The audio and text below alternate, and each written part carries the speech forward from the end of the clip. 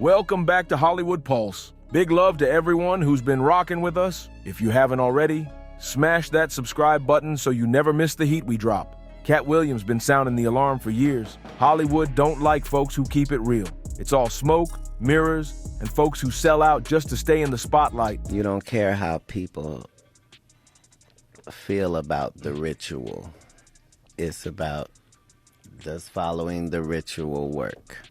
Yeah. And so you can fool yourself into thinking there isn't one, but the evidence will be clear. Back when Larenz Tate was a sitcom kid, he did have a lot of shows that didn't last. And I'm pretty sure at one point he felt like his career was not going in the direction it should. See, this is a testament that what is for you, and things happen in divine timing. But if you got a backbone, if you stand on your values, they treat you like a problem. And that's exactly what Katt's been hinting about when it comes to 90s legend Larenz Tate. We talking about the same Larenz who owned the screen and menaced the Two Society, had everybody going wild over Love Jones, and straight up delivered black excellence every time he stepped in front of a camera. Then out of nowhere, he disappeared. No scandals, no arrests, no breakdowns, just gone.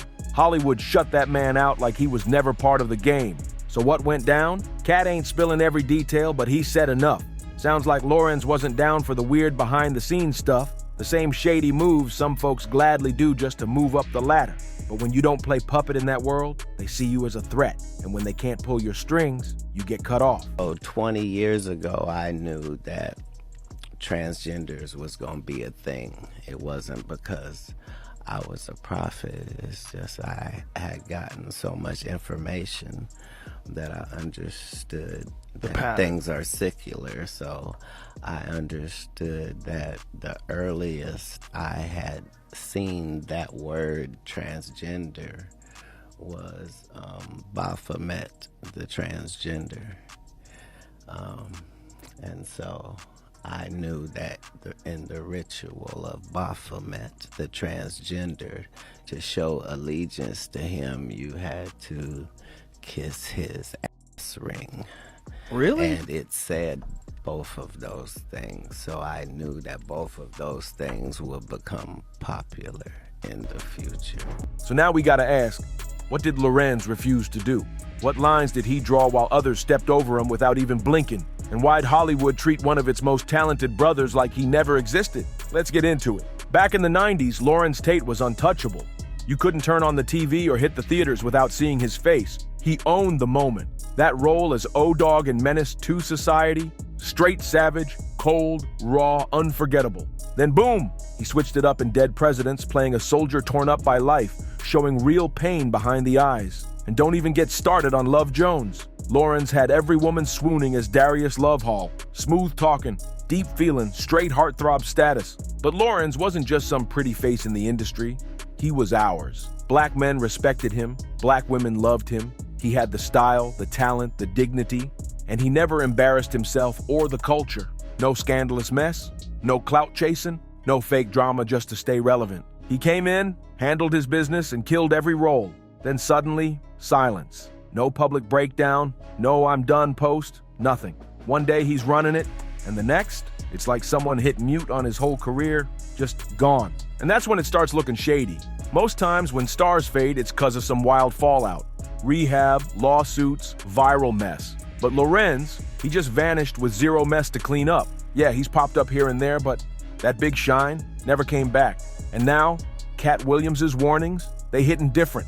Word on the street is Larenz was turning down roles that didn't sit right. Scripts full of stereotypes, stuff that tore down rather than lifted up. And one of the biggest roles he reportedly passed on, one where he'd have to wear a dress. He wasn't about to sell out. And just like that, Hollywood turned its back on him. Larenz wasn't falling for the trap. He was chasing roles that meant something. But in Hollywood, the minute you start saying no too much, your phone stops buzzing real quick. That's how the game goes. And let's keep it a buck. Hollywood don't exactly embrace strong, clean-cut black men who know their worth and ain't out here begging to be let in. That kind of confidence makes the power players nervous. See, there's always been this unspoken rule.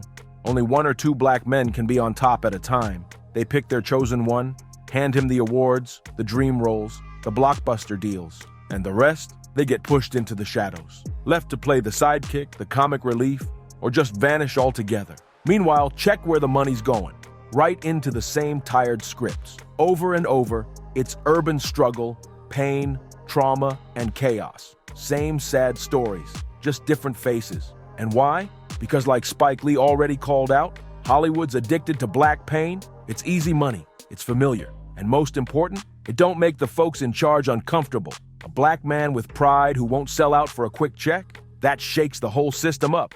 That's the kind of man kids look up to. Deal is we don't own any platform the way we should. There's a few black-owned platforms, but we don't have a lot of outlets. We don't have as many. So we're not sort of governing over these entities or these corporations to say, hey, you guys have a great story, y'all want to tell it, and there's money to be made, come here. So when we do find those places, everybody's trying to go through one keyhole. Everybody's trying to go through one tunnel. And even when you go to non-black-owned places, they'll tell you to go over there because they have to find value in what we do. And that's changing quite a bit as we're making it very clear. That's the kind of man who might start pulling back the curtain. And they can't let that happen.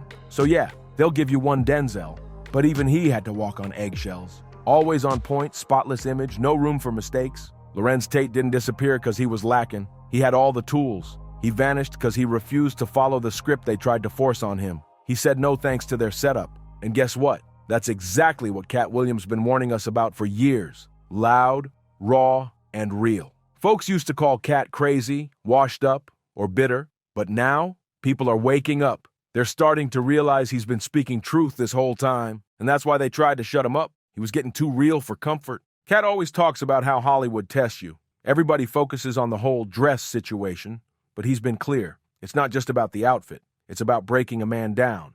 It's about humiliation. Control, making you prove you'll do anything just to be let into that elite room. Before they hand over that fame, that power, that big break, there's always a test, something twisted, something that chips away at your pride. And once you say yes, they own you, but Katt ain't stopped there. He pushed even further, saying this ain't just Hollywood games, it's spiritual warfare. He talked about how these so-called rituals go way past just fame. They're tied to dark energy, secret societies, and hidden power moves in the industry. According to Katt, it ain't about a dress, it's about submission, sacrifice, and giving yourself up to something way bigger and way darker than just lights, camera, action. Let's bring it back to Larenz Tate. This man had the full package: raw talent, natural charm, mad respect, and the kind of looks that lit up every screen. But he didn't vanish because he wasn't enough. Nah, he probably made it all the way to that infamous door and straight up walked away. And if you listen close to his old interviews, Larenz Loki told us he didn't fall off, he stepped off. He didn't take the bait, didn't sell his soul just to stay relevant. But here's where it gets real. He didn't just slide out quietly. He started speaking up, and he was saying the kind of truth that makes Hollywood execs sweat in silence. He called out the one thing a lot of black actors tiptoe around: the pay gap. Even with all the buzzwords like diversity, inclusion, and equity, Larenz exposed the truth. Black actors still getting underpaid, even when they bring the same fire, rack up the same ticket sales, and got just as many loyal fans showing up every time. He aired out the dirty laundry they don't want in public. We work twice as hard to get twice as less as our counterparts, right? And that being said, we're not valued. I believe we're supposed to be valued. So those budgets are really important for us so that we can have the kind of quality that we can present to the consumer. And the smaller the budget, the more creative you have to get. And we don't have resources oftentimes as our white counterparts. And that's when the silence around him got real loud. This right here is exactly the type of truth Hollywood tries to bury deep. They expect black actors to smile, nod, and take whatever scraps get tossed their way. Be grateful, play the role, keep it cute, and never question the machine. But the moment you start talking about fair pay or real power, they move slick in the background to shut you down fast. Just look at Taraji P. Henson. Look at Monique.